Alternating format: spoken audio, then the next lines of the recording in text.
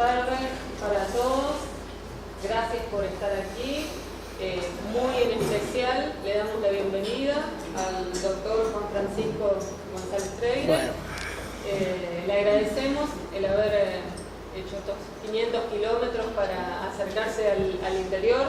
Es algo que realmente valoramos mucho porque sabemos que son muchos kilómetros y para nosotros es importante poder traer la capacitación a nuestro lugar.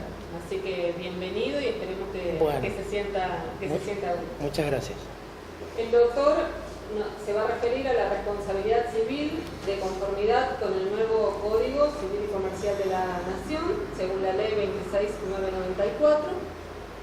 El doctor Juan Francisco González Freire es abogado, especialista en Derecho de Daños, en Responsabilidad Civil, es ex integrante de la Justicia Nacional, ex secretario personal del doctor Luis Ahumada Herrera, juez nacional a cargo del Juzgado Civil número 22 de la Capital Federal, ex integrante pasante de la excelentísima Cámara Nacional de Apelaciones en lo Civil, autor de diversas publicaciones doctrinarias en materia de responsabilidad civil publicadas por las editoriales de La Ley, El Derecho, eldiario.com y El Reus.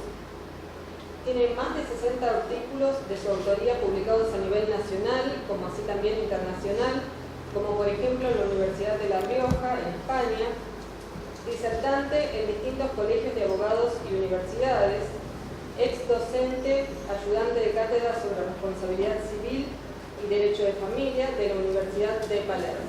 La verdad que el doctor tiene un currículum mucho más amplio, pero no le quiero quitar espacio para su disertación y agradecerle nuevamente el estar aquí. Les pedimos por favor los celulares que los pongan en silencio y si le parece las preguntas al final o como usted considere la modalidad, pero para como ellos quieran también. Bueno, muy bien, gracias. Entonces. Bueno, muchas gracias. El agradecido soy yo también por haberme invitado a las autoridades. Y bueno, vamos a dar inicio a todo lo que tiene relación con la responsabilidad civil en el nuevo código. Que algunas cosas quedaron provenientes de la jurisprudencia y de la anterior legislación y otras se han modificado, mejor dicho, se han codificado por lo que venía diciendo la doctrina y la jurisprudencia. Vamos a ser un poquito críticos porque no todo lo que está plasmado en una norma uno tiene que subordinarse a eso o no criticarla. Lo bueno es criticarlo con fundamentos. Entonces, el nuevo código, algunos dicen que se centran más en lo personal y no tanto en lo patrimonial como el Código de Vélez. Lo cierto es que lo que se ha buscado de alguna manera es tratar de lo que venía diciendo la jurisprudencia y la doctrina, volcarlo más que nada a lo que es el código. De todas maneras vamos a ver que no siempre lo que se vuelca en una norma abarca lo que realmente dice la jurisprudencia y que, como dije hace un ratito, muchas veces es criticable desde el punto de vista de un análisis con un fundamento jurídico, no por criticar, porque ya como he escuchado críticas que a veces ni la propia crítica tiene sustento, así que vamos a ver críticas que van a ser muy evidentes, otras que están discutidas a nivel doctrinarias y otras que bueno son acertadas porque lo venía diciendo ya los precedentes judiciales. Yo voy a dar comienzo en la cual yo tengo diagramado el PowerPoint, pero vamos a empezar con los presupuestos de la responsabilidad civil, qué es lo que conforma la responsabilidad civil, qué requisitos exigibles se piden para la conformación de la responsabilidad civil. Ahí existieron algunas modificaciones y vamos a analizar algunas cosas de esos presupuestos, pero voy a empezar por lo que es uno de los presupuestos, que es el daño, Pero voy a empezar por el daño. En realidad no empiezo por el daño, pero quiero empezar esta vez por el daño porque para que después se entienda los otros presupuestos, las modificaciones. Bueno, sabemos que todo lo que atañe a responsabilidad civil es del artículo 1708 al 1780 del nuevo código, y el concepto de daño específico de lo que se considera daño resarcible está en la norma 1737, que dice: hay daño cuando se lesiona un derecho o un interés no reprochado por el ordenamiento jurídico, que tenga por objeto la persona, el patrimonio o un derecho de incidencia colectiva. Esto se modificó porque de alguna manera u otra se hace más hincapié sí en lo que es la persona a el patrimonio, ¿no? Pero vemos que dice todo lo que lesiona un derecho o un interés. O sea, se profundizó un poquito más de lo que era lo que se decía anteriormente, que venía siendo modificado por la doctrina, que ya se hablaba de que tenía que ser un derecho subjetivo. Ya se habla de un derecho o un interés. Después vamos a ver el tema del interés. Entonces, lo que hace el daño resarcible, tenemos que tener en cuenta una cosa que es fundamental. Nosotros tenemos un sistema que no resarce el daño por el daño en sí, sino por las consecuencias que depara el daño. Algunos autores, como Bueres, dicen un ejemplo, que el daño tiene que ser, o sea, cuando se produce el daño se habla de un daño naturalístico, de un daño fáctico. Bueno, ese daño, Bueres lo llama daño evento. Ese daño evento por sí no tiene concepto o categoría de resarcible. Lo que se resarce es el daño jurídico, lo que nosotros llamamos el daño consecuencia. Quiere decir que el sistema nuestro lo que resarce son las consecuencias del daño, no el daño en sí mismo. Algunos lo ven bien, otros lo ven un poco criticable, pero lo cierto es que lo que se resarce entonces son las consecuencias. No vamos a entrar a debatir lo que es el daño evento, o qué categoría, o qué puntualmente qué clase de daño sería un daño evento, porque si no vamos a entrar en un ida y vuelta filosófico y no vamos a terminar más. Lo que vamos a ver es en el concepto de lo que es la responsabilidad civil, por qué se tiene que indemnizar un daño. Entonces, para que ese daño sea indemnizable, tenemos que partir de que tenemos que hablar de un daño resarcible.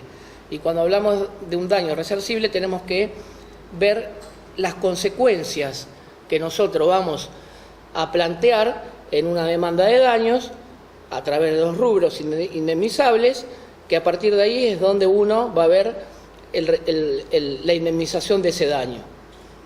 Entonces, algunos, bueno, un ejemplo como Zanoni, hablan de que lo que se resarce de un bien es el objeto de satisfacción.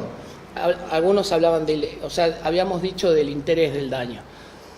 Un derecho o un interés. La lesión a un derecho o un interés. Zanoni dice que es la lesión a un objeto de satisfacción.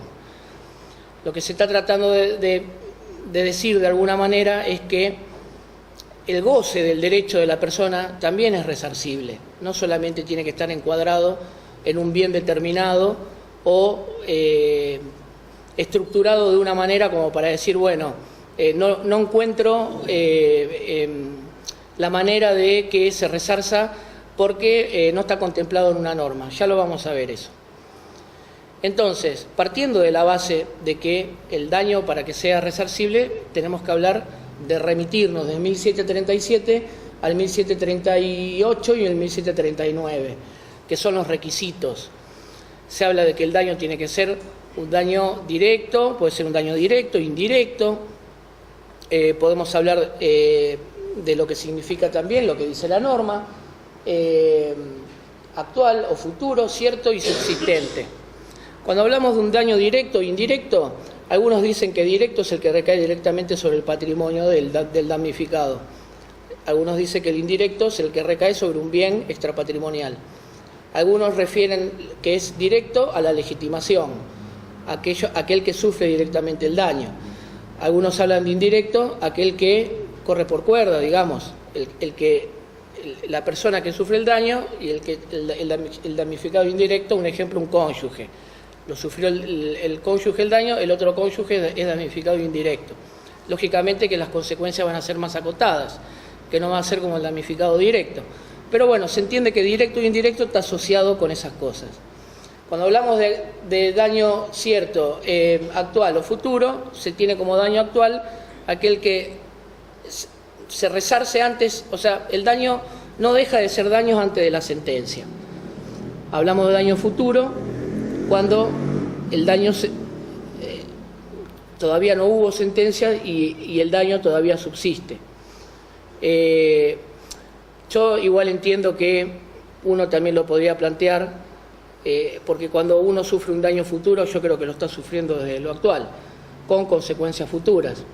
Igualmente con el principio del iura nobis curia me parece que es tranquilamente amoldable eso, de que si es actual o futuro se puede poner de alguna manera con algún tipo de rubro indemnizable, para que se entienda a futuro como algo complementario a lo actual.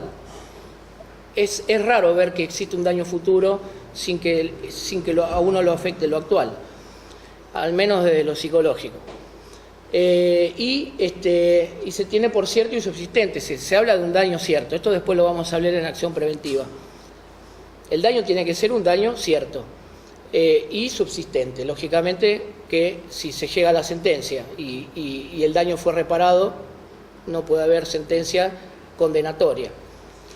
Dentro de lo que se considera daño resarcible, vamos a ver distintos rubros, como lo dice el 1138, y sabemos que en lo que es la composición de una demanda, bueno, algunos creen viable el resarcimiento por medio de un rubro, otros por otros, pero bueno, sabemos que los más comunes son el daño emergente, el lucro cesante, la pérdida de chance, la incapacidad sobreviniente, el daño moral. Generalmente se ven esos rubros. Igual hubo alguna especie de discusión doctrinaria, porque algunos dicen, no, ¿por qué lo encuadran en esos daños? Hay que encuadrarlos de daño patrimonial y extrapatrimonial, no en tantos rubros. Bueno, pero hoy en día se estila a que se ubiquen en distintos tipos de rubros cuando uno hace una demanda. Bueno, lo que ustedes están viendo más o menos es lo que expliqué, lo que dije. Lo único que se incluye es en la norma, además de lo que resalto de interés, es el tema del daño de incidencia colectiva, que esto tiene su precedente en la Corte, en el fallo Alavi, en donde, bueno, de alguna manera se protegen derechos colectivos o difusos. Sí, bueno, ahora se codificó, me parece perfecto. No le veo crítica a esto y me parece que de alguna manera u otra abarca mucho más en cuanto al patrimonio, derecho e interés que la anterior legislación, complementada con los otros artículos, ¿no? Entonces, este es uno de los presupuestos. Yo arranqué por este, que vendría a ser el último para mi presupuesto, pero quise arrancar con este para pasar después a otros de los presupuestos exigibles de la responsabilidad, como lo es la antijuridicidad. Entonces, tenemos el daño cierto, resarcible, como primer presupuesto. Como segundo presupuesto vamos a tener la antijuridicidad, que está en el artículo 1717, y que dice: cualquier acción u omisión que cause un daño a otro es antijurídica si no está justificada.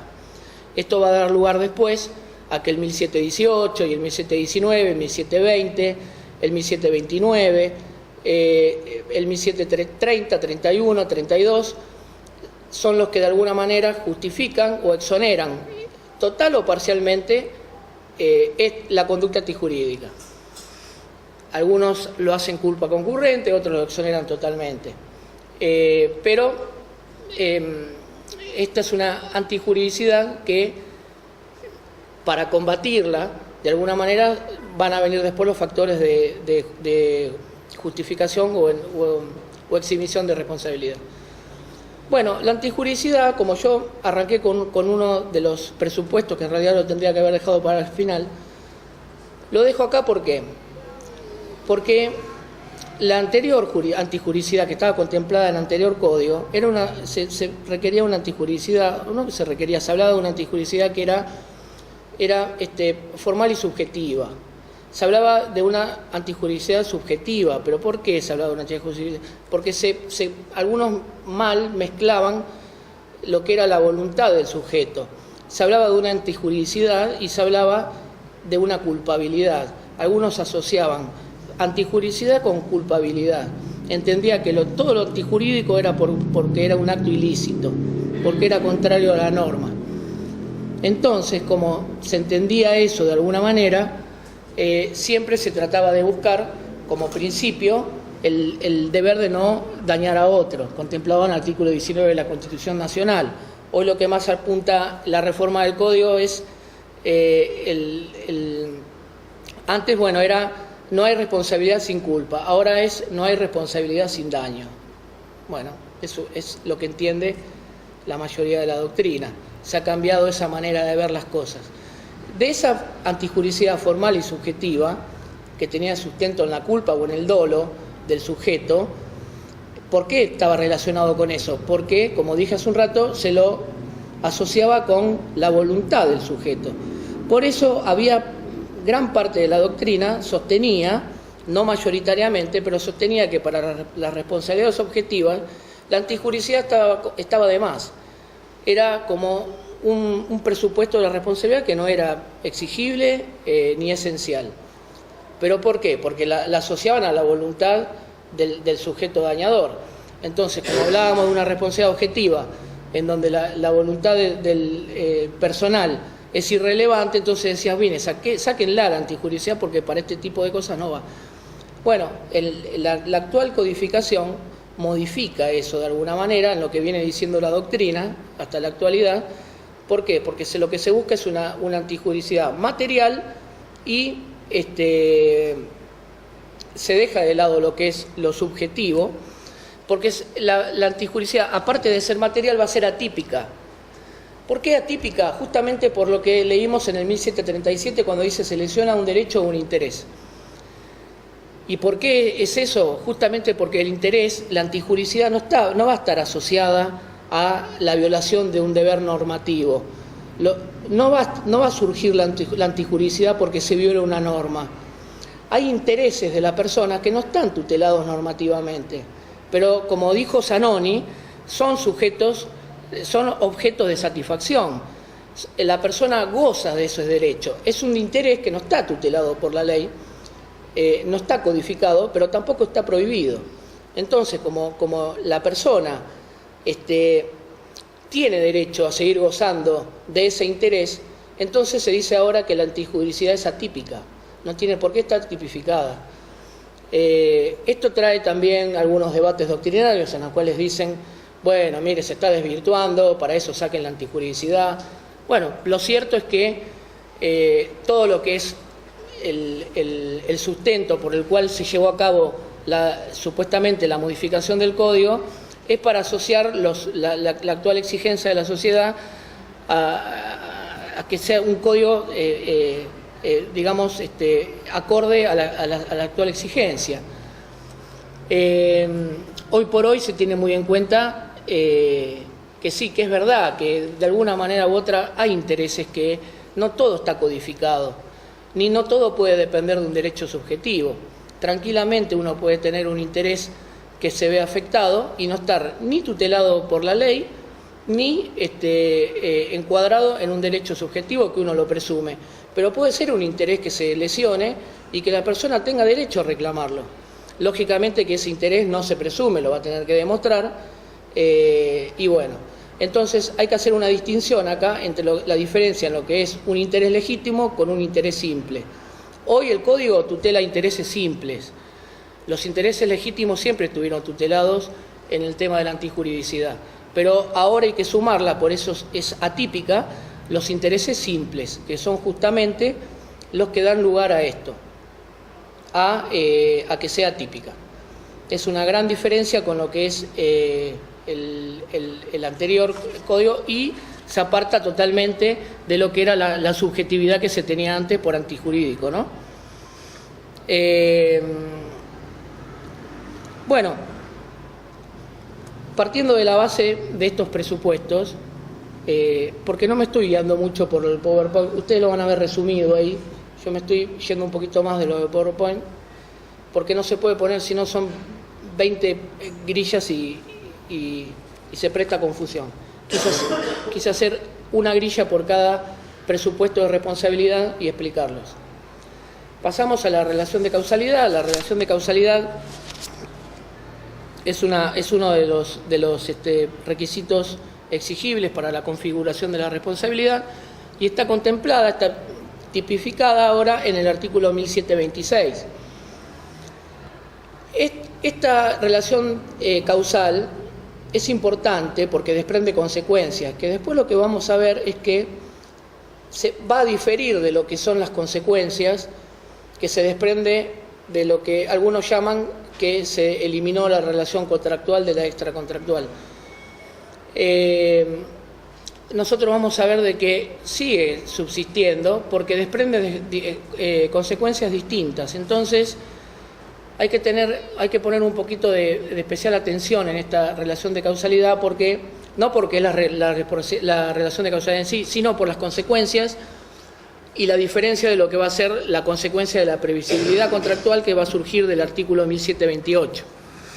Entonces, el artículo 1726, que es el que dice son reparables las consecuencias dañosas que tienen nexo adecuado de causalidad con el hecho productor del daño. A diferencia del Código de Vélez, la actual relación causal elimina las consecuencias remotas. Quedan las consecuencias inmediatas, las mediatas y las casuales. Las remotas, en realidad antes prácticamente ni se usaban las remotas, prácticamente no. Yo particularmente no he visto ninguna. Pero directamente, hoy por hoy, en el artículo 1727 las menciona expresamente y no habla de ninguna relación y consecuencia remota. Entonces, en la relación de causalidad va a ser fundamental. ¿Por qué?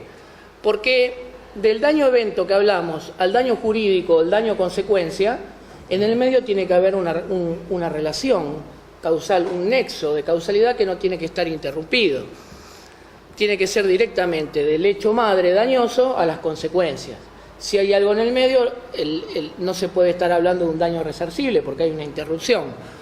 Entonces, la persona que es indicada como el sujeto dañador puede decir, mire, hubo una causa ajena, el nexo causal está interrumpido, razón por la cual el resultado, yo no puedo ser el autor de este resultado porque la relación causal no es la exigible ni la que dice el código. Bueno, hay unas cosas que es para resaltar, que son un poquito contradictorias y hay otras que están bien. La relación de causalidad va a estar asociada también con lo que es, bueno, las consecuencias, y acá sí lo fundamental es que, bueno, se codificó lo que venía diciendo la jurisprudencia y lo que nace justamente también del año 1968, de la 17711, en la cual se utiliza la teoría de la relación de la causalidad adecuada. Pero acá sí lo que es fundamental en este presupuesto es que tiene que haber un juicio de previsibilidad en la cual el juez no puede tomar la relación de causalidad así porque sí. Tiene que haber un análisis pormenorizado de quien juzga, porque algunos autores, como López Mesa, es un ejemplo, que sostengo lo mismo que él, que dice que tiene que, de alguna manera u otra, el juez tiene que ser como una especie de historiador, remontarse en el tiempo y analizar, estudiar qué pasó en ese momento. No puede el juez directamente analizar las consecuencias con una causalidad que la estudia desde el daño en adelante. No, tiene que estudiarlo desde el hecho en que pasó eso. Tiene que haber un juicio de probabilidad serio, prudente. Yo he visto a veces resoluciones de jueces en donde, a manera de ejemplo, una persona que sale de una operación, que siempre lo digo como ejemplo, donde le colocaron una sonda en una uretra, porque sale y se retira del sanatorio, lógicamente al entablar la demanda, la otra parte al defenderse dice, no, mire, del sanatorio salió bien. Sí, pero no hubo un hecho extraordinario posterior al alta del paciente que le haga ver al juez que tuvo o pasó algo en su uretra para que no analice la causalidad como que surge el daño del hecho de la intervención quirúrgica. ¿Qué no hizo el juez ahí? Remontarse al hecho madre y decir, bueno, ¿se colocó una sonda? Sí, se colocó una sonda. Posterior a eso, ¿el paciente se le dio de alta? Sí, se le dio de alta. ¿Le surgió posteriormente las consecuencias en su zona? Sí. Entonces no se puede desconocer lo que pasó. No hubo algo que interrumpió. Sí, lo que pasó fue que ese daño se produjo con el paso del tiempo, en la cual las consecuencias la persona la empezó a sufrir con el paso de los días. Pero en el análisis que tiene que hacer un magistrado no puede desconocer qué pasó en el hecho que originó eso. Entonces, sí, el juez tiene que actuar como un historiador en el tiempo, con suma prudencia, y evaluar justamente eso. No puede pasarlo desapercibido. Entonces, si no hay nada que interrumpa eso, la relación de causalidad tiene que ser estamos hablando de una relación causal que tiene que ser sin interrupción y bajo el juicio de probabilidad que digo, porque ese juicio de probabilidad también va a ser al juicio de la previsibilidad, porque algunos dicen que no, sí, supuestamente lo que decía el artículo 902, que ahora lo dice el artículo 1725, a mayor conocimiento de las cosas, mayor deber de diligencia. Entonces, si yo estoy hablando con una persona que es entendida en el tema, le tengo que exigir un mayor juicio de previsibilidad en el acto que una persona común. Algunos dicen que la relación de causalidad va a ser asociada a la de un hombre medio de una mentalidad normal. Bueno, si esa persona tiene un conocimiento mayor tiene que ser el deber de ser previsible del acto. Acá quiero destacar una cosita nada más que dice valoración de la conducta, que se desprende del artículo 1725. Dice, cuanto mayor sea el deber de obrar con prudencia y pleno conocimiento de las cosas, mayor es la diligencia exigible de la gente y la valoración de la previsibilidad de las consecuencias. Esto era prácticamente lo que decía el 902 del Código de Vélez. Ahora dice, en el último párrafo de la misma norma dice, para valorar la conducta no se toma en cuenta la condición especial o la facultad intelectual de la persona determinada. Pero la primera parte no dice eso. La primera parte dice, cuanto mayor sea el deber de obrar con prudencia, mayor es la diligencia exigible. Entonces es contradictorio en la misma norma el primer párrafo con el tercero.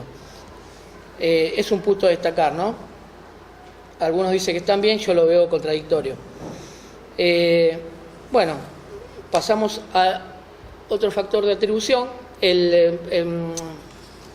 uno de los otros presupuestos de la responsabilidad, que con este sería el cuarto. No, el tercero, el cuarto, que es el factor de atribución. Hablamos del factor de atribución, que también lo vamos a hablar en la acción de preventiva, que es un presupuesto esencial, indispensable para la configuración de la responsabilidad, y que es el artículo 1721, que dice, la atribución de un daño al responsable puede basarse en factores objetivos o subjetivos. En ausencia normativa, el factor de atribución es la culpa. O sea que se presume la culpa ante carencia normativa.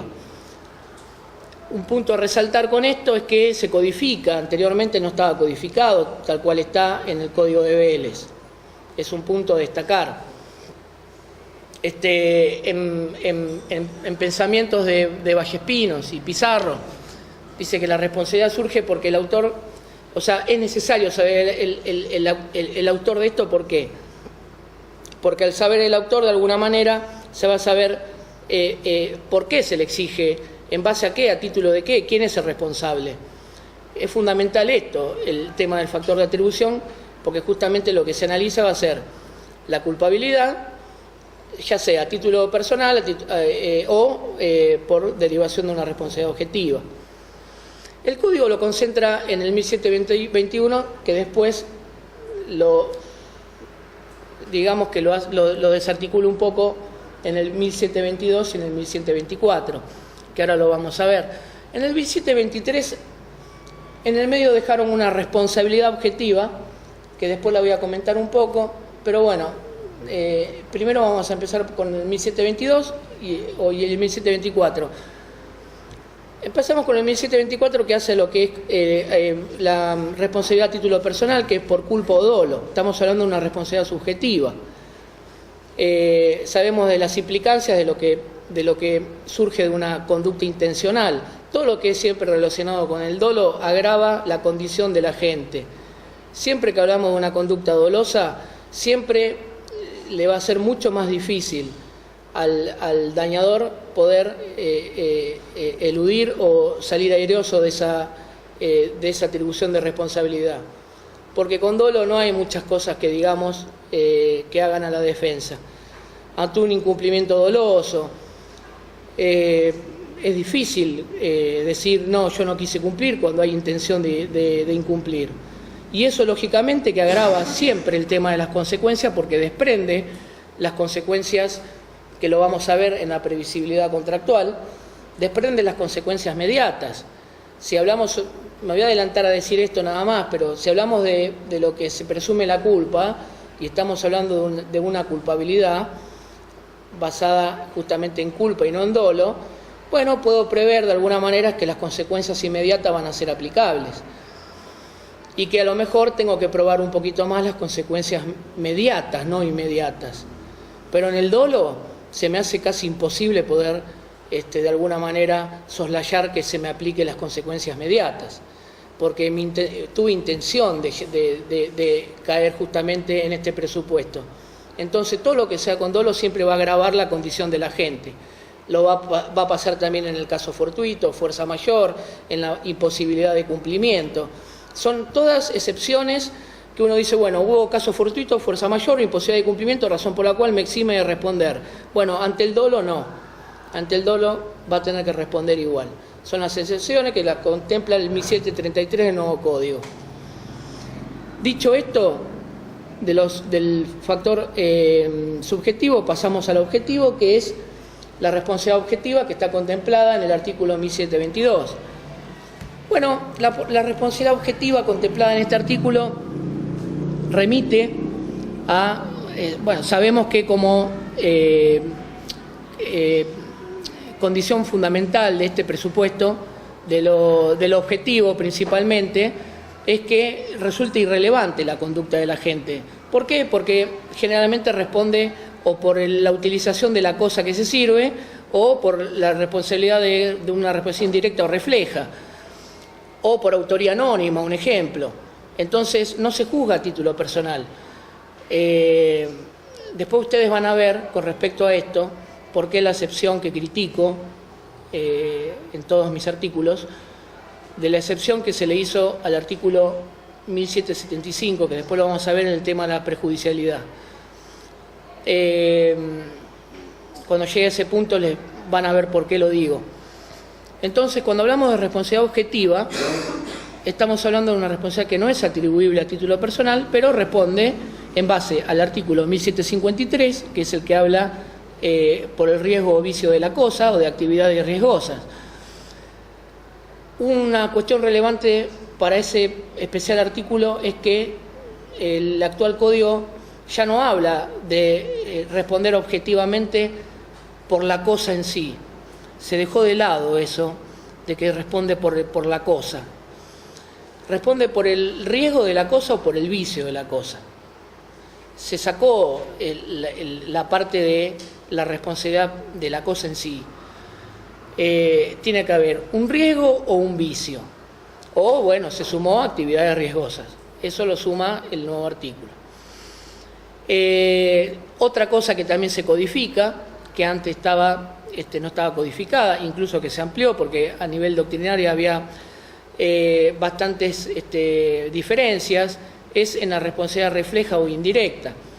Antes se decía que el principal respondía por el dependiente porque por el ejercicio de su función. No, perdón, porque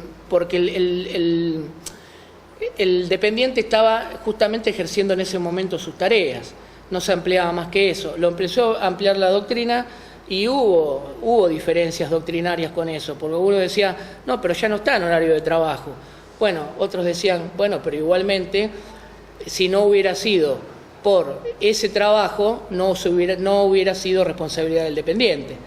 Bueno, de alguna manera u otra, la actual codificación dice en ejercicio o con ocasión, amplía un poco más. De todas maneras, está muy bien contemplado a través de los precedentes judiciales y la doctrina, en donde justamente el principal va a responder por el dependiente, no solamente por las circunstancias que pasen en su horario de trabajo, sino todo lo que se sirva en función o en ocasión de esa función. Como ser un encargado que por ahí comete un ilícito en un edificio en el cual el encargado en ese momento no está trabajando en el edificio. Pero si el encargado no trabajara en ese edificio, la acción ilícita no se hubiera cometido. Entonces, obviamente que es endilgable al dependiente, y como responde el principal no se puede exonerar ahora porque no está codificado, porque ya igual estaba zanjada con la doctrina y los precedentes, pero bueno, ahora se codificó. Entonces, después también otra responsabilidad objetiva, también es por autoría anónima. Un ejemplo, se cae algo de un edificio que no se encuentra al autor, bueno, responderá todo el consorcio, y que es una responsabilidad, es un factor objetivo de atribución. Después el consorcio deberá ver qué unidad fue la que provocó el daño y tendrá que repetir contra ese propietario. Pero de por sí estamos hablando también de una responsabilidad objetiva, como algunas otras que también existen en el Código, pero bueno, hoy está tipificado en el artículo 1724 y es un hecho a resaltar también dentro de lo que es el nuevo Código. En el medio, como dijimos, está en el 1723, que es una responsabilidad objetiva, que sale por una cuestión más que nada de hablar, de decir, la codificaron como responsabilidad objetiva. Acá, como única distinción a lo que estuvimos hablando, lo que se puede decir de alguna manera es que hay que tener en cuenta lo que es una obligación de medio y una obligación de resultados.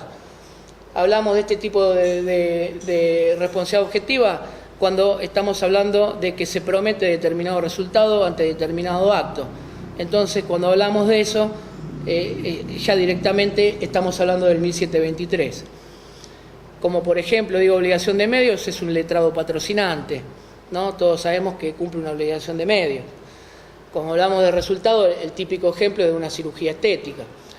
Aunque, si no es estética y el abogado no es patrocinante, igualmente se requiere el mayor deber de diligencia, sea el médico, sea el abogado. Si no hay responsabilidad de resultado, de todas maneras, si es una obligación de medios, se va a requerir eso, que utilice el mayor conocimiento posible y el mayor deber de diligencia posible, porque ha habido casos en donde se le ha bajado el martillo y no se hablaba de una responsabilidad objetiva. Entonces, ahora vamos a pasar a...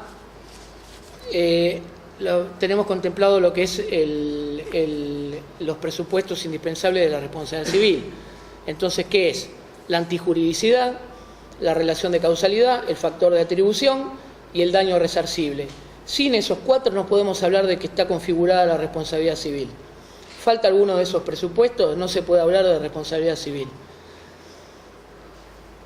Zanjado esto, pasamos a las...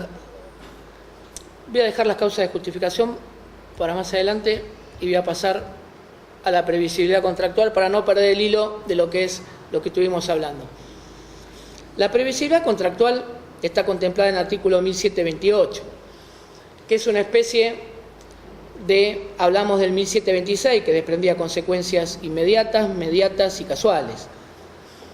Lo que hace el legislador con esta libertad contractual que le da a las partes es que las partes, a través del 1728, dice: en los contratos se responde por las consecuencias que las partes previeron o pudieron haber previsto al momento de su celebración. Cuando existe el dolo del deudor, la responsabilidad se fija tomando en cuenta las consecuencias también al momento de su cumplimiento. Como hablamos hace un rato, el dolo va a agravar la condición de la gente, porque además de desprenderse las consecuencias, el dolo lo que va a obligar es que se resarzan las consecuencias también al momento del incumplimiento. Que eso en una imposibilidad contractual culposa no pasaría. Entonces, ¿qué pasa con esto, con esta previsibilidad contractual, con esa libertad contractual que le da el legislador a las partes? Es que las partes justamente tengan libertad de contratación y prevean las consecuencias. No va a haber en una previsibilidad contractual la aplicación de las consecuencias tan holgadamente como en la extracontractual. Seguimos hablando de contractual y extracontractual, ¿no? Cuando se dicen a veces de que eso se dejó de lado. Se dejó de lado de manera codificada en parte, porque seguimos hablando encubiertamente de responsabilidad extracontractual y contractual. Lo que sí tiene de relevancia esto es que las partes tendrían que haber previsto o deberían haber previsto. O sea, de alguna manera u otra, acota lo que es la aplicación indiscriminada de las consecuencias. Se va a aplicar, sí, las consecuencias inmediatas necesarias, porque las inmediatas necesarias de un incumplimiento siempre va a surgir, a no ser que sea un incumplimiento sin culpa, sin responsabilidad. Pero cuando hablamos de responsabilidad y hablamos de una previsibilidad y un incumplimiento, tenemos que hablar de que si es culposo, sí o sí se van a aplicar mínimamente las consecuencias inmediatas, las inmediatas necesarias. Ahora, cuando hablamos de un incumplimiento doloso, se van a desprender las consecuencias inmediatas previsibles. Y justamente lo que hace con esto el legislador es que el resarcimiento esté basado en que o la consecuencia de alguna manera se tenía que haber previsto, o que del curso natural de las cosas, esa naturaleza sí debería haberse previsto por lo que aconteció, aunque la parte no lo hayan previsto. Es algo que se va a entender esto de alguna manera por lo que significa el contrato en sí. No se va a exonerar la parte con decir, bueno, lógicamente que lo que está previsto está de alguna manera probado. Lo que no se prevé va a haber que probarlo. Pero de alguna manera la nueva codificación contempla esto, de que se acota, no se va a aplicar de alguna manera lo que es la responsabilidad extracontractual, sino una previsibilidad contractual acotada en lo que es las consecuencias. Como ser, por ejemplo, si hablamos de un incumplimiento contractual, va a ser difícil que se aplique incluso con dolo las consecuencias casuales. Sí se van a aplicar las consecuencias inmediatas previsibles, pero ya las casuales van a ser un poco más difícil de aplicar. No digo que no se aplique, pero lo que digo es que va a ser difícil de aplicar. Bueno, acá también lo que se exige de alguna manera es que tiene que haber un juicio de previsibilidad con respecto al que juzga. El juez que de alguna manera contempla esto también tiene que hacer un juicio de previsibilidad sobre esto. ¿Por qué? Porque hay hay una cuestión subjetiva que queda, siempre se cuestionó esto, ¿no? Pero el actual código de alguna manera atribuye mucho más la discrecionalidad judicial. El juez cuenta con mayores facultades, con mayor discrecionalidad. Yo no sé si está bien eso, porque hasta que no surja en plenario de alguna manera que lleven para un mismo lado, va a haber jurisdicciones que digan una cosa, va a haber jurisdicción que diga otra, porque eso va a depender de una discrecionalidad, de una subjetividad del magistrado. ¿Cómo sabemos si un magistrado está en lo cierto y no? Bueno, con el paso del tiempo, a medida que esto se vaya cada vez consolidando más, de alguna manera va a despertar, como ha pasado en otros casos, distintos plenarios en donde se va a seguir una línea. Pero la previsibilidad que tiene que hacer el juez es que si la parte tenía ese aspecto cognitivo de entender lo que estaba afirmando, de que si la otra parte de alguna manera pudo prever las consecuencias de ese incumplimiento, todo eso va a quedar a criterio de ese juicio de previsibilidad que queda a cargo del sentenciante.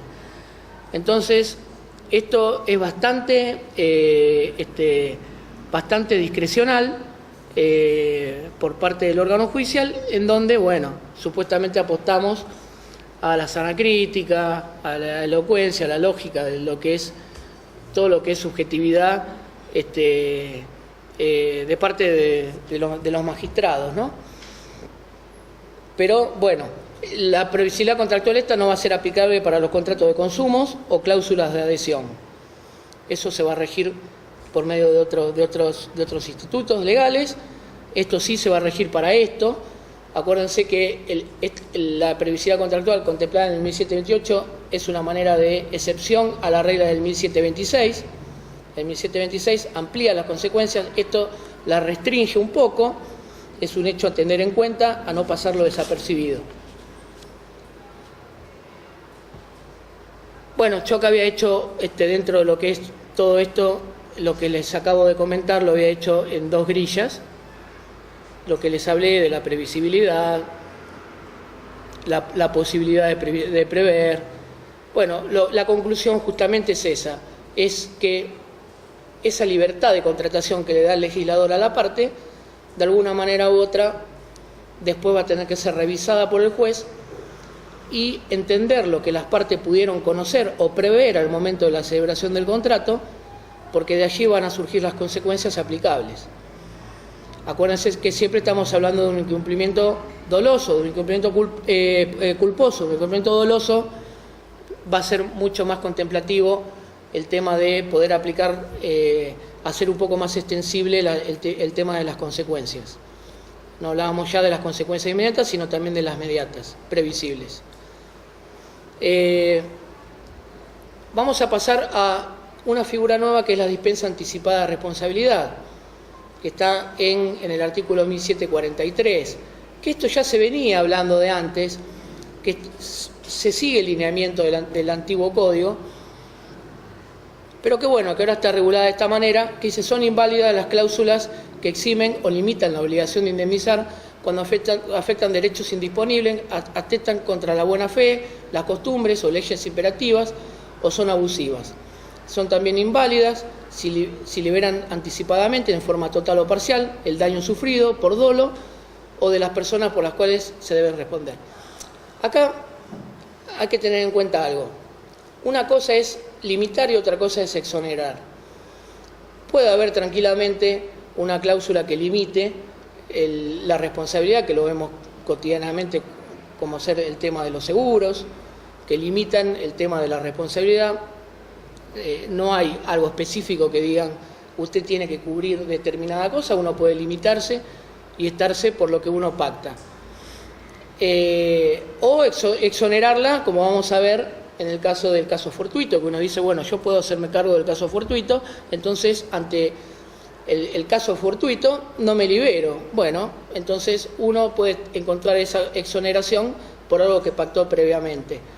Lo que no va a admitirse es que la limitación o la exoneración justamente afecte derechos indisponibles o que vaya contra la buena fe, las costumbres o leyes imperativas o abusivas. Lo que se intenta con esto es que, a modo de ejemplo, uno no firme un contrato de adhesión y tenga que ser responsable por las cláusulas que ya están expresas en un contrato y que uno no las puede modificar. Si uno firma un contrato por una tarjeta de crédito y le dice, no, mire, no estoy de acuerdo con esta cláusula porque la veo abusiva, directamente el banco le dice, bueno, no le doy la tarjeta. Entonces, justamente para eso, uno no es que la firma y después dice la firmó, no va a tener capacidad de defensa. Uno la firma porque si no, no le dan la tarjeta. Ahora, no va a ser excusa del banco agarrar y decir, no, pero ¿por qué me reclama si tiene voluntad, es mayor, es capaz? ¿Por qué me lo reclama si firmó libremente? Bueno, era una cláusula abusiva. Entonces, justamente esa dispensa no va a limitar o a exonerar la responsabilidad. Cualquier cosa que pase no va a cubrirse con que firmó una cláusula y por eso está cubierto. Eso va a ser sujeto de revisión judicial y lo más probable es que el juez lo tenga por inválida una cláusula de esa. Bueno, hablando de eso, justamente se tiene en cuenta eso, que no afecte derechos indisponibles, pero la verdad que se afecta a derechos indisponibles de una persona, digo, cualquier contrato sí, relación contractual o lo que fuere que atente contra ese tipo de derechos, la verdad que yo no encuentro sustento para que encuentre alguna manera de cubrirse legalmente o defensivamente. También contra las buenas costumbres o leyes imperativas. Bueno, si hay una ley que es imperativa, que no es discrecional, no puedo encontrar reparo justamente en este artículo. A manera de ejemplo, bueno, justamente lo que se pone como derechos indisponibles es un ejemplo, la relación médico-paciente y el deber de información. O sea, el paciente se puede hacer cargo de los riesgos que sobrevienen al alia de lo que es el acto médico, pero no puede hacerse responsable asumiendo la culpa del médico. No puede firmar algo diciendo que el médico se va a liberar de la responsabilidad ante cualquier eventualidad que pase cuando la culpa es del médico. Firmada una cláusula así va a ser también inválida porque está afectando un derecho indisponible. Otra cosa que atente contra la buena fe, las buenas costumbres, leyes imperativas, es también un abogado que pretenda eximirse de la responsabilidad si pierde un pleito por culpa de él. O sea, si hay culpa del abogado, incurriremos ahí lo que habíamos hablado anteriormente de lo que era, deberíamos ver qué factor de atribución le es aplicable, pero no tiene que hacerse cargo la parte por la responsabilidad de un profesional. Si el abogado le hace firmar, que como ha pasado casos, firmame hasta acá, que hasta acá consentí todo, y hay responsabilidad del abogado, bueno, ese consentimiento que la parte le firma, que hasta ese momento la parte consiente todo cuando es lego y no entiende en el tema, no va a tener acogida favorable en tribunales, porque justamente está afectando la buena fe de alguien que no está en el tema, no sabe.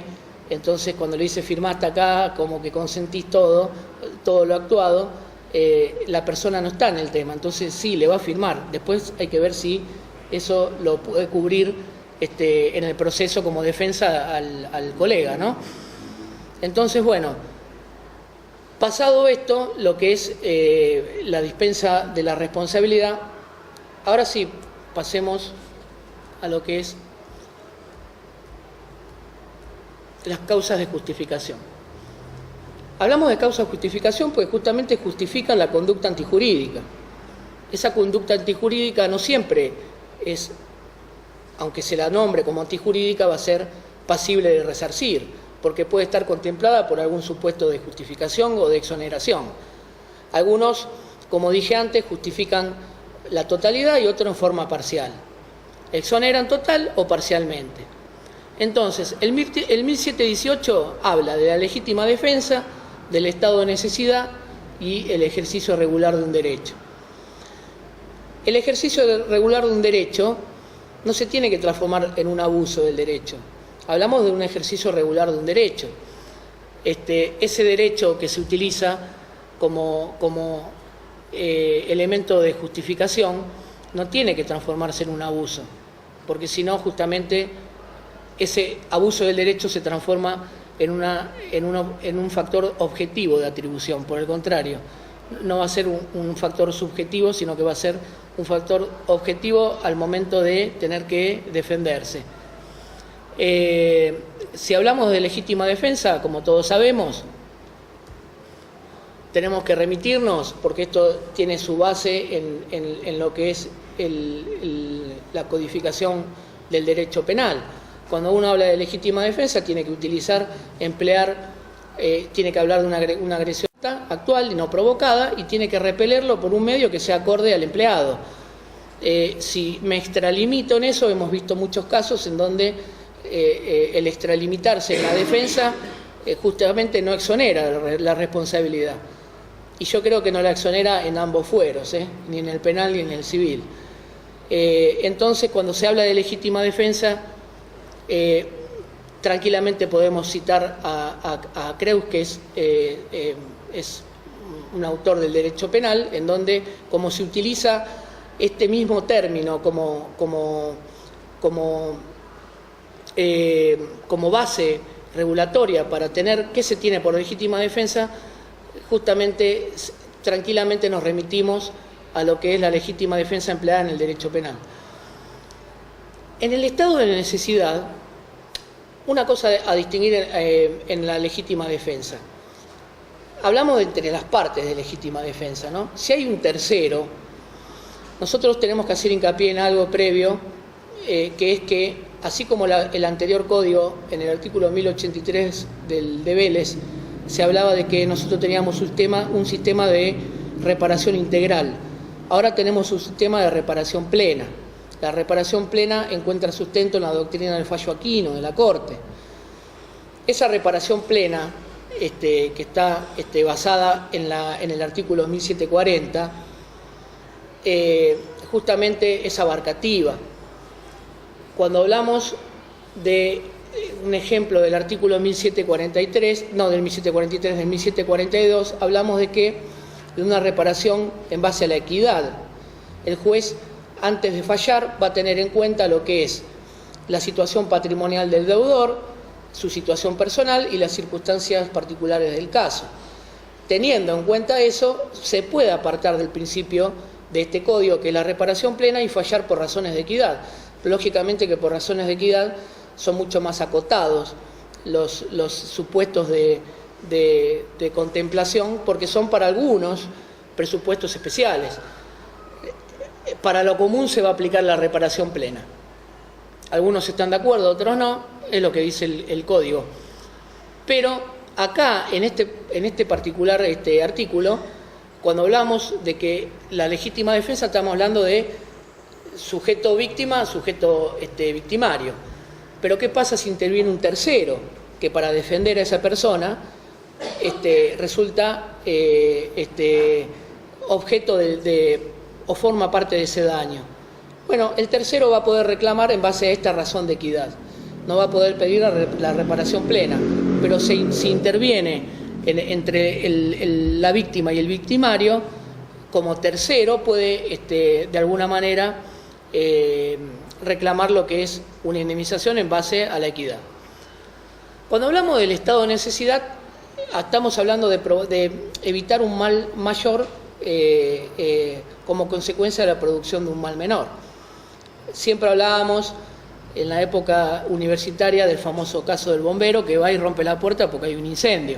Entonces, el bombero que rompe la puerta está provocando un mal menor para evitar un mal mayor, que es que no se muera la persona dentro producto del fuego o del incendio. Hay alguna cuestión que, si bien acá entra como un estado de necesidad, que también la contempla el derecho penal esto, lo que de alguna manera quiero resaltar es que dice: quien padece ese daño menor tiene derecho a ser indemnizado, ¿no? En base al artículo 1742. Quiere decir, según lo que dice el código, que si a mí viene un bombero y me rompe la puerta, yo le puedo reclamar en base a razones de equidad. Yo la verdad que en todo caso le tendría que estar agradecido a una persona que me salva la vida, pero de alguna manera sentirme víctima porque de alguna manera ingresa hablando de un ejemplo así, y poder estar facultado o contar con el derecho de acceder ante la Administración de Justicia para reclamar un daño por razones de equidad, en donde ya el juez no puede rechazarme el daño porque me lo habilita el código, me parece un poco injusto. Por lo menos con ese ejemplo me parece un poco injusto. Supuestamente el que evita un mal mayor provocando un mal menor me está haciendo un favor de alguna manera. La verdad que no sé quizás a qué caso se referirá como para que sea viable esto, pero es bastante contradictorio o cuestionable. y bueno, hablamos del ejercicio regular, que ya lo hablamos. Después van a haber otras causales que exoneran la responsabilidad, como la asunción del riesgo, que la asunción del riesgo, que lo dice el propio código, no va a exonerar totalmente de responsabilidad al victimario, sino que el código dice de que puede llegar a haber culpa concurrente. Acá sí, esto va a estar asociado con el artículo 1729, que es el hecho de damnificado, que ahí hubo una reforma también que algunos los ven cuestionable, también escribí sobre eso, pero más que nada por cómo está enfocado eso, que se va a prestar también, porque nosotros no nos olvidemos algo, que todo lo que no está bien expresado en la norma es mayor exigencia para el arbitrio judicial. No solamente, no se crean que los jueces se ponen contentos con esto, ¿eh? Muchos jueces a veces acuden a la norma y se concentran en la norma y se escudan en la norma. A veces el hecho de dejarlo muy al arbitrio judicial no juega muy a favor o no es muy de agrado para el juez, porque tiene que emplear mayor discrecionalidad y muchas veces a lo mejor le pasa a un juez de primera instancia que cuando le llega a una cámara, la cámara lo revierte y el juez no queda muy contento, que digamos, y el juez por ahí empleó lo mejor que tenía en sí para fallar. Pero el criterio por ahí de la sala era otro, o su punto de vista era otro, entonces toda la discrecionalidad de ese juez va a parar a un cestito de basura. Entonces no es tanto, no es muy requerido por el juez el tema de tener mayor discrecionalidad. Sí que se podría haber evitado por una cuestión de que a veces es mejor que esté en la norma y no que sea una cuestión tanto subjetiva. Entonces, en la asunción del riesgo, también supuestamente es la víctima quien voluntariamente y de forma consciente se somete a ese peligro anormal o extraordinario, cuestión que después no puede presentarse para decir fui víctima de lo que yo mismo me expuse. Tiene una relación de alguna manera con el hecho de damnificado. En este caso particular, el mismo código dice que no lo va a eximir totalmente de responsabilidad. Ya está hablando de una culpa concurrente al menos. Lo que sí hace otra cosa es en el 1729, que me voy a pasar directo al 1729, aunque acá no esté, está en la otra grilla, es que en el hecho de damnificado, lo que tiene de diferencia con lo que era la culpa de la víctima antes, es que en el hecho de damnificado ahora ya no se va a exigir que se pruebe la culpa del damnificado. Solamente lo que exige el código es que se demuestre que la víctima participó al menos del hecho. Y eso también de alguna manera no trae mucha alegría, digamos, ni a los justiciables ni a la administración de justicia, porque de alguna manera u otra el que la víctima haya participado en el hecho no significa que la víctima sea culpable. Antes sí, digo, si la víctima, como no estamos hablando de un supuesto de responsabilidad ni ninguna responsabilidad especial, hay supuestos en donde se presume la responsabilidad o la culpa. Pero si yo tengo que por la mera participación de una persona, ya lo tengo como causal de invocar la culpa, la responsabilidad del hecho del damnificado, es como que de alguna manera no aclara mucho las cosas, las oscurece de alguna manera. No sé por qué pusieron que de alguna manera hay que probar que nada más participó. Yo creo que hay que demostrar la culpa de alguna manera para poder apartarse de eso, y no la mera participación. Porque si yo tengo en cuenta que al menos participó, no significa que sea aplicable el 1729. De última aplicaré el 1719, pero del 1719 al 1729 hay diferencia, no es lo mismo. Entonces también no queda muy claro eso. Por lo menos yo lo encuentro con una crítica constructiva, en el caso de decir, estamos hablando casi de lo mismo, con una diferencia que se aparta de la anterior legislación y que es relevante, no es mínima. Como otra causal de exoneración parcial o total, encontramos el consentimiento del damnificado. Acá se ha escrito mucho en esto doctrinariamente de todo lo que es el consentimiento del damnificado, el deber de información. Yo he visto consentimientos que le hacen firmar al paciente, porque la mayor parte de los consentimientos están en el acto médico. Yo he visto que le hacen firmar consentimientos en los cuales le hacen por ahí una cirugía grave, por un cuadro grave de salud, una cirugía que lleva, no sé, 15 horas de cirugía, donde por ahí está comprometida la médula del paciente y el consentimiento es así.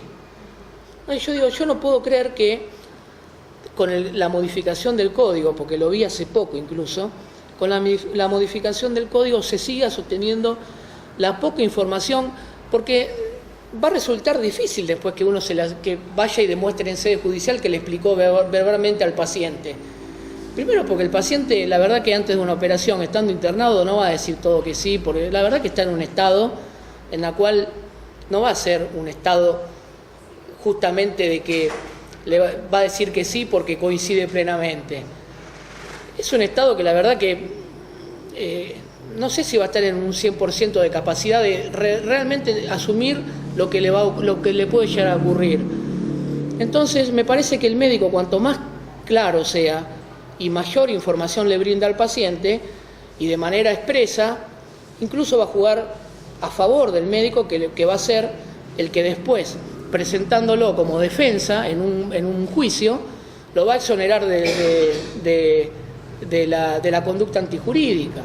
Porque el médico puede ser una eminencia en lo que haga, pero si no le manifiesta, yo he visto sentencias condenatorias por el consentimiento, por la falta de consentimiento informado y no por el acto médico en sí. Entonces, no es un tema irrelevante el tema del consentimiento informado. El consentimiento tiene que ser lo más abarcativo posible. ¿Cuáles son las verdaderas consecuencias? O hasta qué consecuencias, incluso, a veces incluso extralimitándose de lo que puede pasar, pero a veces es mejor extralimitarse que retrasar información. Pero yo lo que digo es que de alguna manera u otra, incluso yo creo que siempre detrás de un médico tiene que haber algún abogado, ¿no? Y si no está el abogado, tiene que haber un seguro que va a estar representado por el abogado. Digo, no puede haber abogados que sigan con ese tipo de consentimientos. Y lo he visto hace poco y con buenos médicos, pero siguen fallando en el consentimiento. Entonces, mientras sigan fallando en el consentimiento, no van a ser exonerados de responsabilidad.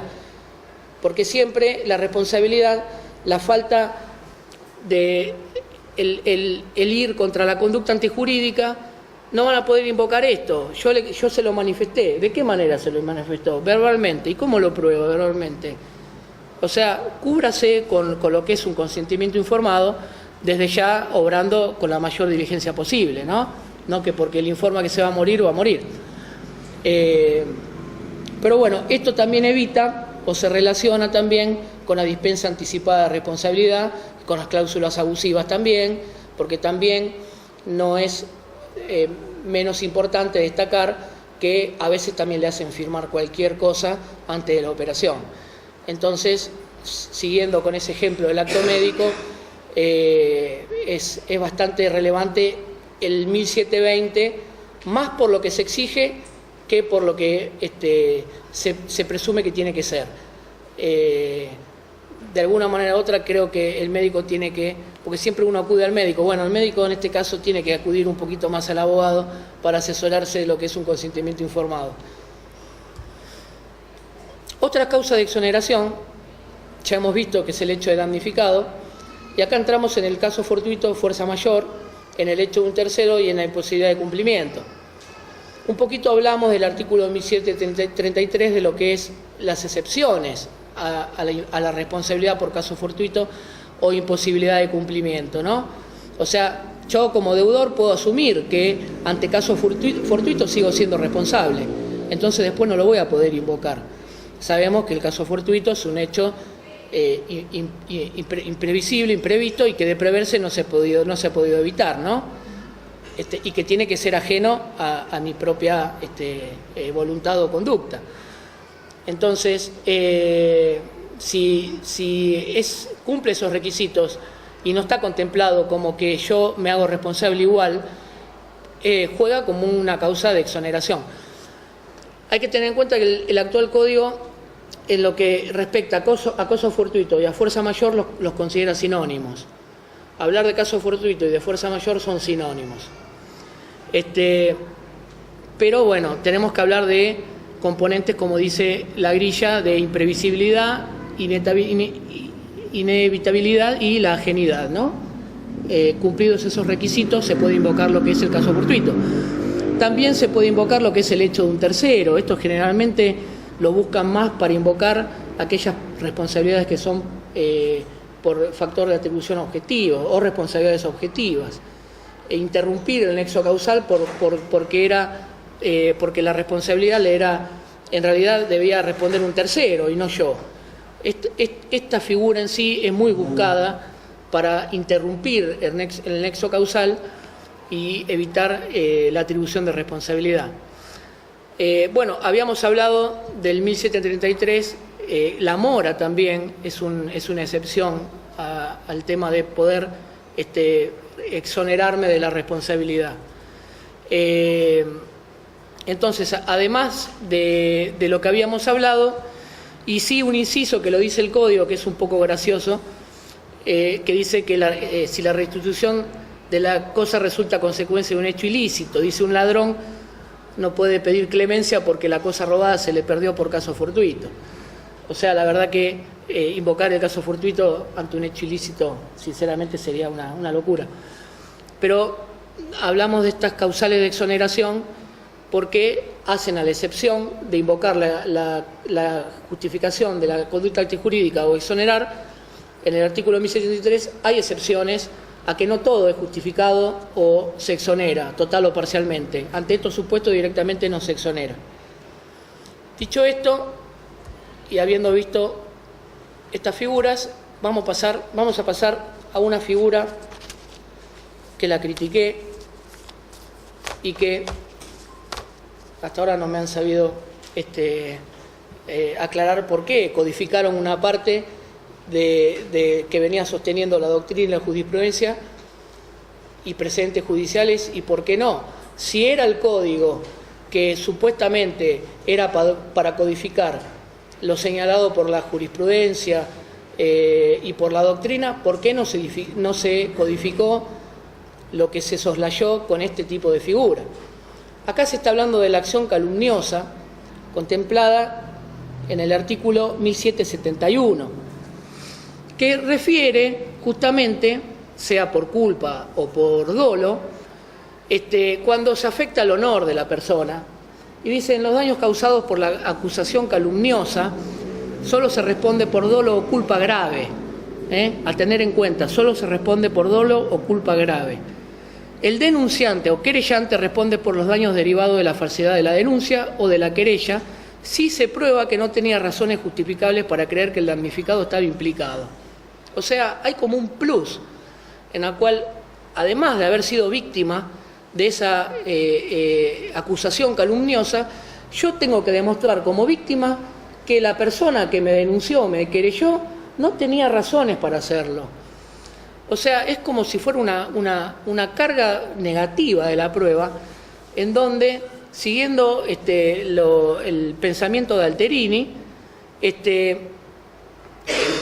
de alguna manera lo que resalta Alterini es que el accionado simplemente se libera de la responsabilidad si se prueba que tenía motivos justificados, de que de alguna manera, o sea, es una carga de la prueba que se le impone, que reclama, es como una exigencia probatoria especial, y sí que es una exigencia probatoria especial, porque que yo tenga que demostrar que no tuvo razones para denunciarme o para querellarme, es difícil, y además estoy de alguna manera teniendo que justificar la conducta de quien me está afectando el honor. Y una cosa que acá, que es lo que critico, ustedes no sé si recuerdan que no solamente había responsabilidad por acusación calumniosa, no solamente era acusación calumniosa, se llamaba también denuncia culposa. ¿Ustedes recuerdan que se hablaba de una denuncia culposa? ¿Por qué esto? Porque en el anterior código no solamente se refería a que uno tenía que estar denunciando falsamente un delito. Uno también incurría en responsabilidad por una denuncia hecha con rapidez, con ligereza. También se afectaba el honor por llevar a sede judicial a una persona que sin lo más mínimo uno iba y lo denunciaba. Y eso la jurisprudencia no aplicaba el 1090 del Código Civil, que era la anterior calumnia del Código Velezano, sino que aplicaba el 1109. La jurisprudencia no se regía por el 1090, por el 1190, aplicaba el 1109. Entonces ya no se exigía esa categórica información de que la otra persona lo estaba calumniando, y que, bueno, como ahora se exige por dolo o culpa grave. Se aplicaba, y de hecho que ha habido innumerables fallos en donde se aplicaba el artículo 1109. Entonces, si se aplicaba el 1109, que se hablaba de una culpa, cuando hablamos del 1109 del anterior código, estábamos hablando de una responsabilidad subjetiva, no estábamos hablando del 1103 anterior, hablábamos del 1109 como responsabilidad subjetiva, y se aplicaba esa responsabilidad subjetiva, que hoy está codificada en 1724, se aplicaba el 1109, pero hablando de la culpa del denunciante, y se hablaba de una culpa leve, no se exigía una culpa grave o un dolo. Quiere decir que ahora cualquiera que incurre en una culpa leve y le realiza una denuncia penal a alguien con absoluta ligereza, ¿qué quiere decir? Que el justiciable no puede verse afectado y no puede reclamar, porque yo digo, ¿no? Supongamos que yo no lo denuncio no es una acusación calumniosa, no invoco una falsa imputación de un delito, pero sí lo llevo a sede penal. Yo, la verdad que pocas veces, salvo los abogados penalistas, ¿no?, que están un poquito más acostumbrados, pero muy pocas veces una persona común que es denunciada penalmente se ríe y no tiene consecuencias o en su cuerpo o en su espíritu o en su psiquis. La mayoría de las personas que son denunciadas penalmente y que son personas de bien, o no duermen, o se sienten angustiados, o tienen que desembolsar gastos para pagarle a un abogado que lo defienda. Entonces yo digo, quiere decir que ante un evento de esta naturaleza, en donde uno denuncia a otro por una culpa leve, porque la justicia no lo rechaza, el fiscal pide el requerimiento para que se investigue, y entonces no hay responsabilidad. Yo creo que acá, aparte, yo digo, un código nuevo no puede borrar precedentes judiciales. Los precedentes judiciales se deberían seguir aplicando. En todo caso, se mencionará eso al momento de reclamar, y será, no se invocará este artículo, sino que se invocará de alguna manera, un ejemplo, los precedentes como dice la grilla, que lo puse como ejemplo, ¿no?, pero porque me pareció un ejemplo claro, que dice: no resulta necesario que se haya actuado con conocimiento de la falsedad o con intención de dañar, basta que el autor de la denuncia o querella haya procedido con culpa o negligencia. Sabemos que cuando se habla de una culpa, de una conducta culposa, hablamos de negligencia, imprudencia o impericia, ¿no? La negligencia es cuando no realiza un acto que lo tendría que haber realizado. Si hablamos de omisión, es no haber omitido lo que tendría que haber omitido. Cuando hablamos de imprudencia, es haber no realizado el acto que debía haber realizado. Y cuando hablamos de impericia, lo asociamos con el actuar digamos, profesional, ¿no? Entonces, si yo digo, si acá está diciendo, y estamos hablando de la Cámara Nacional, ¿no? Es una Cámara Nacional, no estamos hablando de que por ahí alguna Cámara de algún lugar se apartó. Estamos hablando de la Justicia Nacional y de una de sus salas, en donde está hablando de un cuasidelito civil. Hoy el cuasidelito civil no existe. Hoy lo que existe es la acusación calumniosa. Esto lo escribí hace poco, salió publicado en El Derecho, en donde se han olvidado de alguna manera de codificar el cuasidelito en la afectación al honor. Y la verdad que no encuentro uno que todavía me diga, bueno, no, porque se suple por tal cosa. No, se omitió hacerlo, y para peor, que lo más probable es que haya jueces que por ahí lo rechacen, contradiciéndose, porque me gustaría que quizás intervenga una misma sala que antes hablaba de un cuasidelito, de una denuncia culposa. Me gustaría saber qué dice ahora, en el caso de que se invoque esta denuncia y sea rechazada en primera instancia, ¿no? Me gustaría saber qué dicen las salas. Y no es una sola sala, son varias salas de la Cámara. Entonces, esto es un punto criticable que hice sobre este tipo de figura nueva contemplada en el Código, que se olvidaron de una parte que es fundamental y que la mayoría de las veces se denuncia de esa manera. Se denuncia por negligencia, por ligereza. Muchas veces no se imputa falsamente un delito, pero sí se denuncia penalmente, y resulta que por lo que es la nueva codificación no se puede reclamar. Bueno, vamos a pasar, nos quedan dos institutos que son esenciales, ¿no? Y que son criticables. No sé, creo que deberíamos terminar con la prejudicialidad, así que me voy a remitir primero a la acción preventiva de daños. La acción preventiva de daños, yo la critiqué también, porque no hay una doctrina uniforme en el sentido de la nueva codificación. ¿Por qué? Porque hay varias cuestiones que fueron criticadas. Yo fui uno de los primeros que la criticó, entonces algunos me citan en algunos libros con las críticas, algunos sostienen su argumento de seguir apoyándola. El doctor Lorenzetti la resalta como una categoría autónoma, que contemplada en un código de fondo, pero a veces no siempre eso amerita de alguna manera a apartarse de lo que teníamos y a poner una figura como esta, que quizás debilita un poco el derecho de defensa en juicio, y también se presta confusión con algunas cosas. Yo no digo que esté mal enfocada quizás en lo que sea el agravamiento de un daño, aunque sí había medidas de innovativas, un ejemplo, o cautelares, o de no innovar, innovativas de no innovar, herramientas de forma que tranquilamente se dedicaban a estos temas, incluso exigiéndose los requisitos de las medidas cautelares, y que cuando no había mucha verosimilitud del derecho, la contracautela ya no era una contracautela leve, sino que a lo mejor se pedía una caución real, ¿no? Entonces, de alguna manera, uno encontraba que si la medida cautelar no tenía un resultado satisfactorio, uno tenía a qué acudir. Con esta función preventiva se desvirtualiza un poco eso, porque si yo recurro a esta acción, incurro en esto. Primero y principal, que el inciso A dice evitar causar un daño no justificado. Como siempre digo, si hablamos de evitar causar un daño, no estoy hablando de un daño cierto, que es uno de los presupuestos de la responsabilidad civil. Entonces, si hablo de evitar causando un daño, estoy hablando de una amenaza de un daño. Y si hablo de una amenaza de un daño, tranquilamente podría no ocurrir.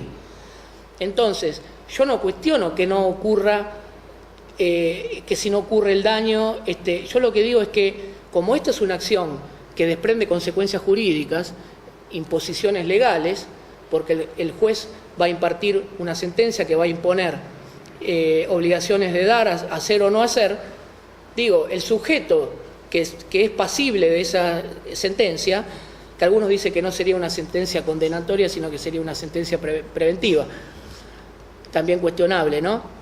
Que ahora lo voy a decir por qué. Pero digo, esa imposición legal y que después no resulta, digo, ¿y el tercero que tuvo que ser pasible de esa imposición legal qué? ¿No? A mí me obligan a hacer algo, me obligan a dar algo, me obligan a no hacer algo para que después esa amenaza no se produce.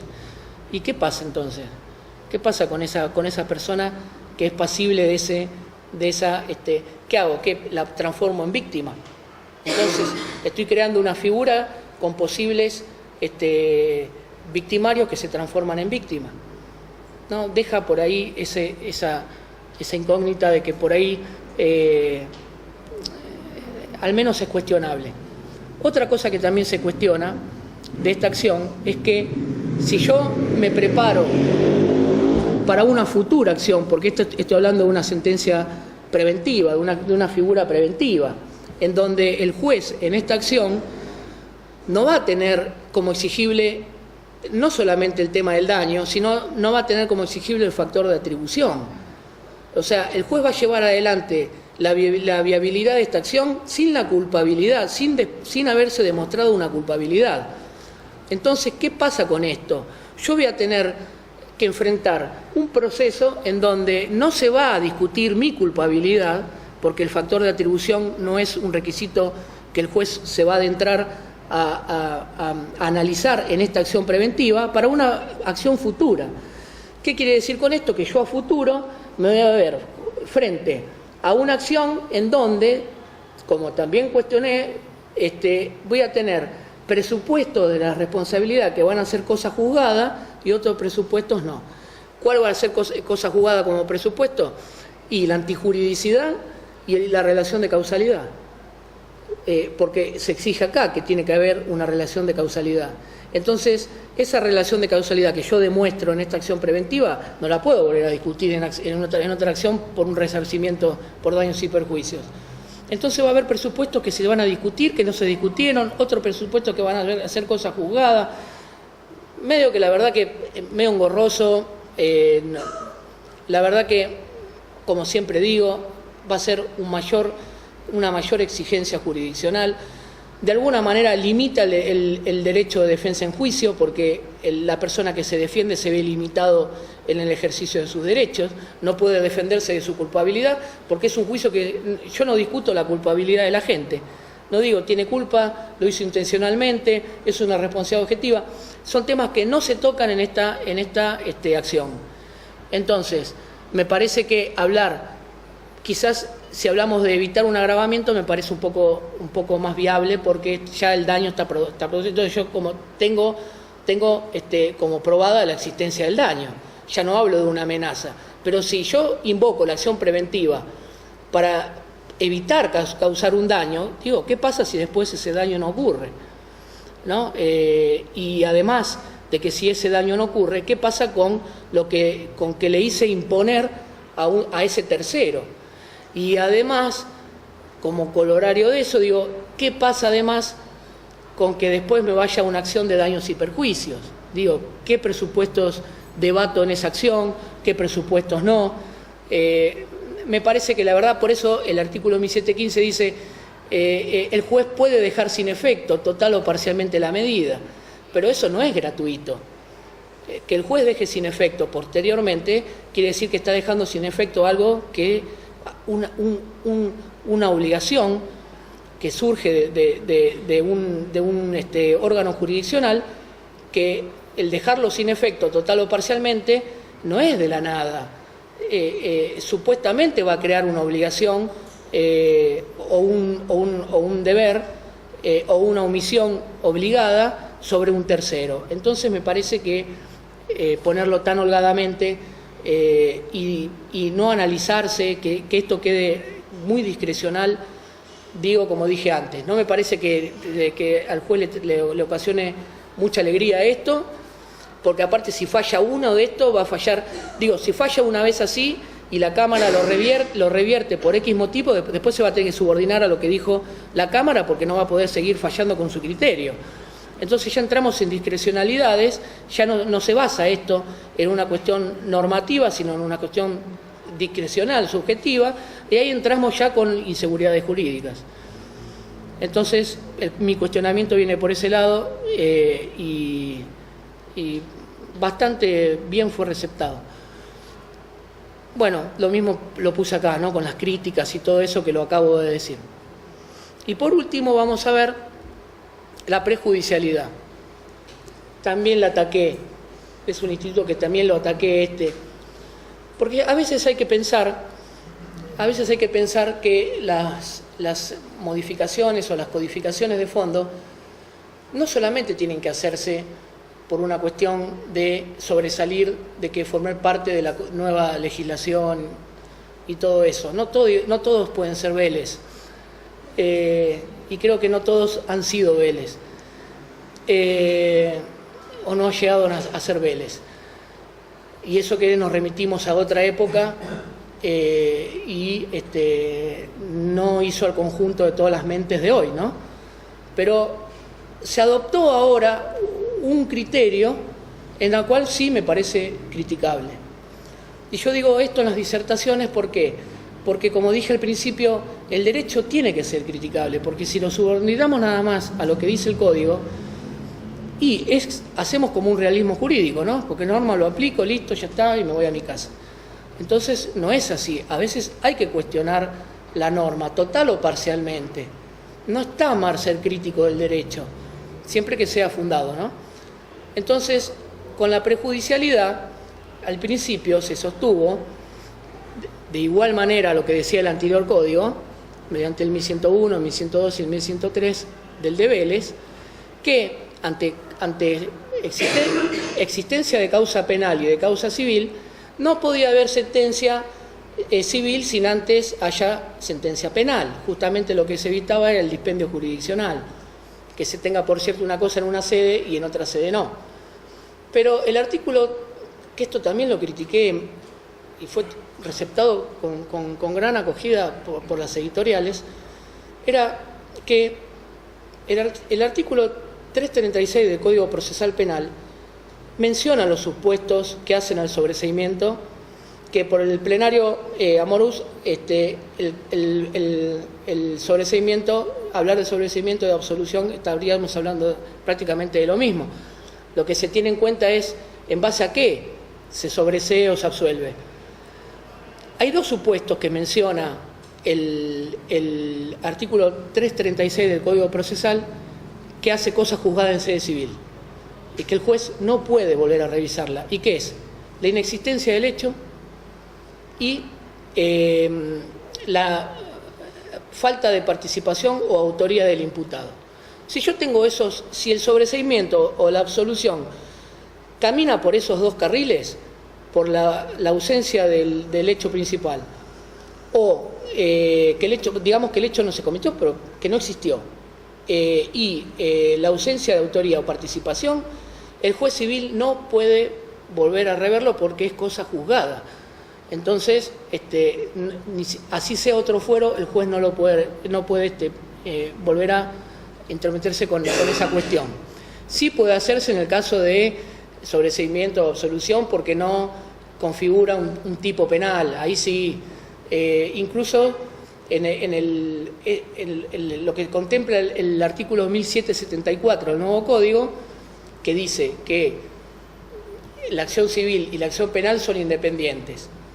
El artículo 1775 dice, guarda que si hay acción civil y al mismo tiempo hay acción penal, no puede haber no puede haber sentencia civil sin antes tener sentencia penal.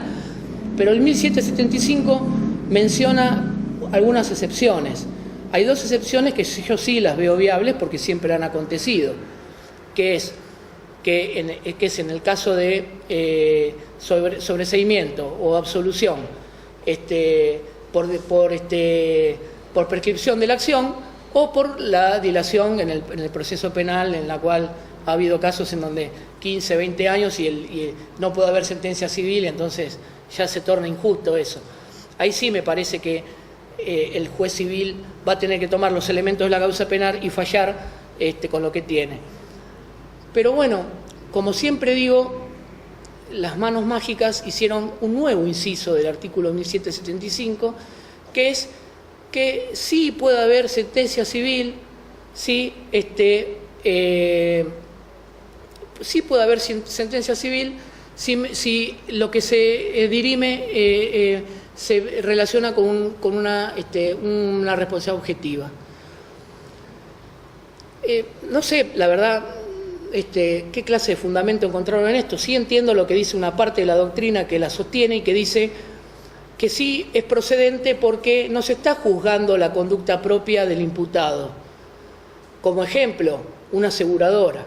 digo, mantengo al imputado en sede penal, lo persigo en sede penal, no tengo sentencia penal, pero como encauso el reclamo civil ante un seguro, que es un tercero civilmente demandado, entonces sí podría tener sentencia civil sobre el tercero civilmente demandado, pero no sobre el imputado, porque el imputado todavía no tengo sentencia penal.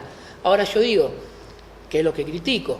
Porque esto remite al artículo 1780, y el 1780 dice revisión de la sentencia, y en el inciso B dice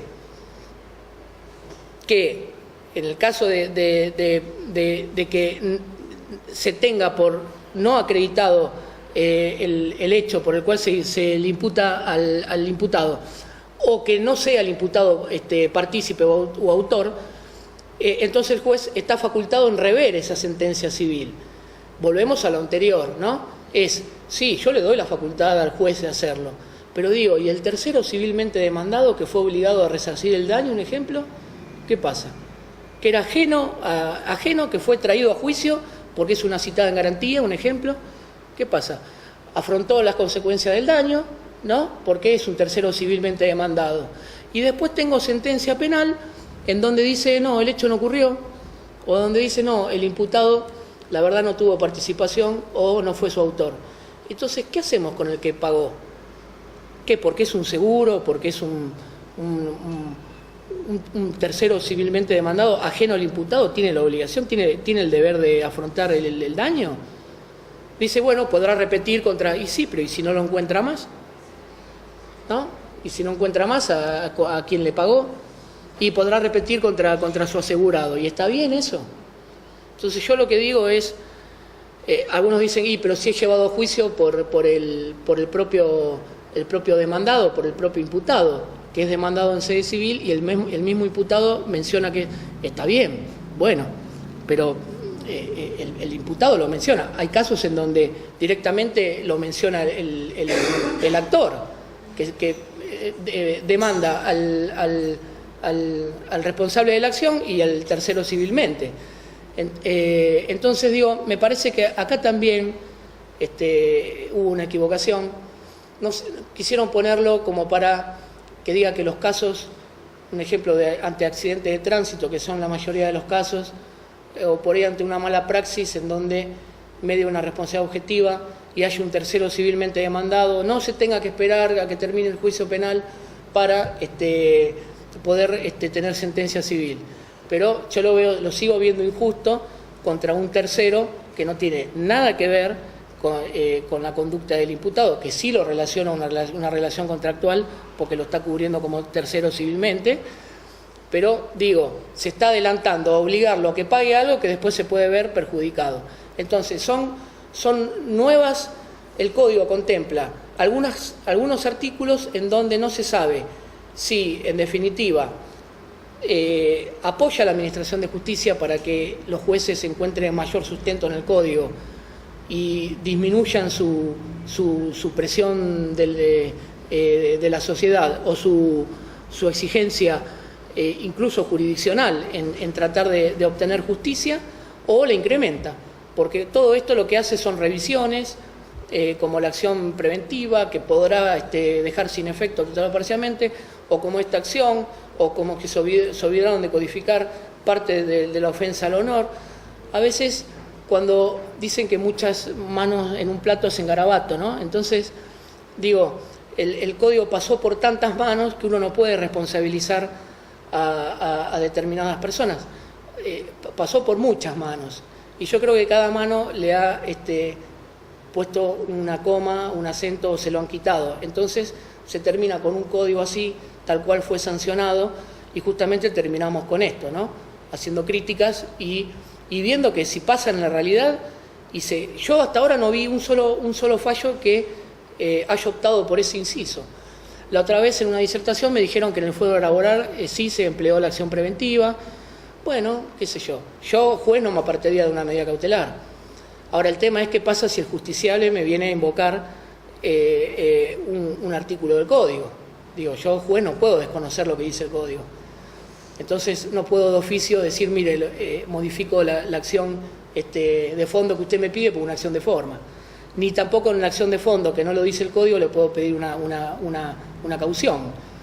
Entonces, son todas cosas que se tienen que tener en cuenta al momento de llevar una reforma legislativa o de alguna manera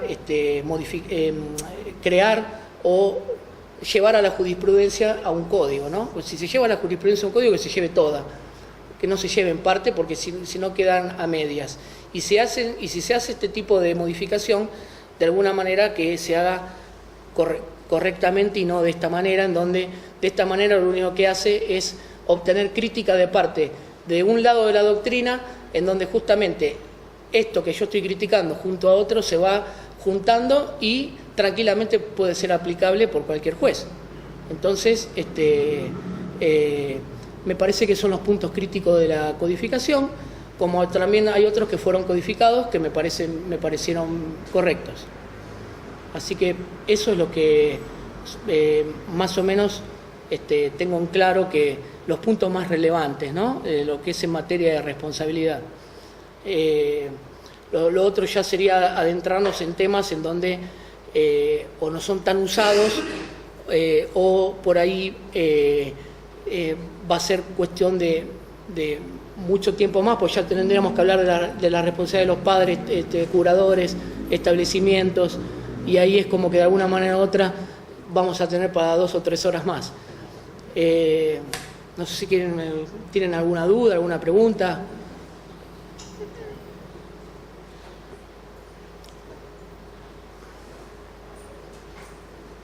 Hagan si quieren la pregunta que quieran o... Gracias. Bueno, entonces... Explique nuevamente la diferencia entre el 1719 y el 1729. El 1719 justamente se invoca como que la víctima, de alguna manera, asume el riesgo. O sea, lo que tengo a diferencia del 1729 es que en el 1729 no asume el riesgo. Entonces, lo involucra el sujeto demandado. Dice, mire, espere, no me impute la responsabilidad a mí. Mire que el 1729 habla del hecho de damnificado y él tuvo participación en el hecho. El 1719 hace la asunción del riesgo. La propia víctima asume el riesgo. Lógicamente que mejor va a ser que sea de manera expresa. Si es de manera verbal o tácita, de alguna manera tiene que ser muy evidente, ¿no? Acordemos que es buena la pregunta, porque esto lleva a otro tema, que es los hechos notorios o los hechos que se presumen. El Código, con respecto a la prueba del daño, dice que hay una presunción en los hechos que son notorios o presumibles. Entonces, si yo me pongo la camiseta de Boca y paso por la cancha de River, es muy probable de que no me reciban con mucha alegría. Y si incurro en eso, de alguna manera son hechos notorios o presumibles. Mal está, ¿no? Porque directamente no debería pasar. Pero, a ver, aplicando, dicen, no puedo decir buena costumbre, pero si saco el buena y dejo costumbre, debería decir que uno no tiene que ir a un estadio de fútbol contrario con una camiseta que es del equipo del rival. No debería ser así, pero bueno, lamentablemente pasa. Pero siempre se puso como ejemplo de que si yo voy a provocar, de alguna manera puedo demostrar. El Código ahora, con el tema de la prueba del daño, pone en evidencia que los hechos notorios o presumibles van a jugar a favor de que quien invoca el daño no debe probarlo. Está como probado en el hecho mismo que invoca, o por la naturaleza del hecho que está invocando, o que hace al objeto de demanda. Pero la diferencia entre una y otra justamente es que en uno asume el riesgo y en el otro el demandado es el que le dice. Exactamente. Con la diferencia esa, ¿no? Que antes uno tenía que decir, no, hubo culpa de la víctima y demostrarla. Ahora nada más tiene que demostrar que participó en el hecho. O sea, se atenúa lo que es la prueba del demandado de decir, mira, él participó. Está bien, participó, pero eso no significa que sea una culpa concurrente. Pero la diferencia con la asunción de riesgo, que justamente asume el riesgo la víctima. Entonces ya ahí el Código dice, mire que no se exonera, es culpa concurrente, porque la exoneración no va a habilitar al otro a que lo lesione, a que lesione ese interés. No sé si alguna otra pregunta. En realidad lo que usted hablaba de la acción preventiva del daño, que lo critica, en el proyecto de reforma se habló de como crítica más importante que era la inclusión de una figura procesal dentro del código, y estuvo previsto así. Bueno, lo que pasa es que no se... Cautelar dentro del código. Claro, lo que pasa es que finalmente eso no se pudo completar como un argumento de que era una cautelar, porque si hablábamos de una cautelar tendríamos que hablar de una contracautela. Entonces, como no se pide contracautela, se entiende que es como que hay verosimilitud, pero no nos olvidemos que acá está lo grave. He leído doctrina en donde justamente se emplea la figura de forma y no la de fondo, pero justamente lo criticable es que es una cuestión de fondo. Entonces, es equiparable a lo que debería ser una figura de forma, pero no puedo decir exactamente, yo prefiero criticarla y no decir que es una figura de forma, porque no están los requisitos de la medida cautelar. Entonces, si la transformo en una figura de forma, estoy desvirtuando lo que es la exigencia de los requisitos de la verosimilitud del derecho, el peligro de la memoria y la contracautela.